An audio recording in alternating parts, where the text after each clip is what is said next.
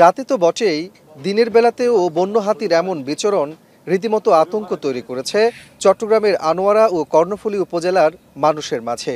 গেল এক যুগে হাতির আক্রমণে এই অঞ্চলে মৃত্যু হয়েছে অন্তত 22 জনের, আহত হয়েছে শতাধিক মানুষ, ক্ষতিগ্রস্ত হয়েছে শত শত একর ফসল, ঘরবাড়ি ও ব্যবসা প্রতিষ্ঠান।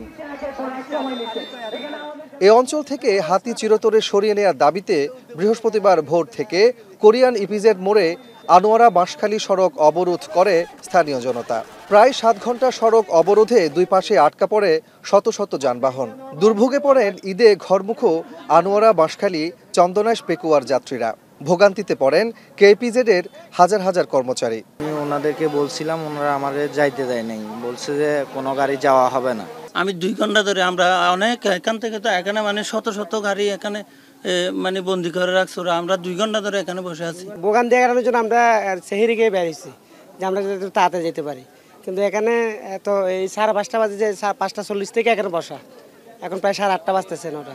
এদিক দিয়ে যাম আজ থেকে 7 বছর আগে পর্যন্ত এটা হয়েছে। স্বৈরাচারের আমলে এই আন্দোলন হয় না কেন? আসল কাশ্মীরি মানেই স্মার্ট কাশ্মীরি, একটি তাসমিয়া কসমেটিক্স অ্যান্ড টয়লেট্রিজ লিমিটেডের পণ্য। আন্দোলনকারীদের দাবি, দীর্ঘদিন ধরে তারা এসব হাতি অন্যত্র সরিয়ে নেওয়ার দাবি জানালেও আশ্বাস দিচ্ছে না প্রশাসন। এতে প্রাণ যাচ্ছে অসহায় মানুষের।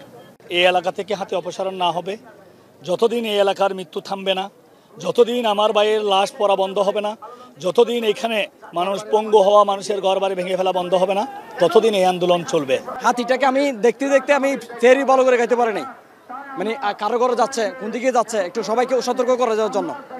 মানে এতটা আতঙ্কের মধ্যে আছে যে আমরা মানে একদম মানে দুইটা চোখে একদম আরামে আমরা ঘুমাইতে পারতেছি না। পরে পুলিশ, সেনাবাহিনী ও র্যাব ঘটনাস্থলে গিয়ে পরিস্থিতি নিয়ন্ত্রণের চেষ্টা করে। এক পর্যায়ে সংশ্লিষ্ট দপ্তরের সাথে কথা বলে সমস্যার সমাধান করার আশ্বাস দিলে অবরোধ তুলে নেয় বিক্ষোভকারীরা। আমরা ওনাদের যে মূল পয়েন্টটা আমরা অ্যাড্রেস করছি, আমরা সংশ্লিষ্ট বিভাগের সাথে কথা বলবো, ইনশাল্লাহ এটা সমস্যার সমাধান হবে।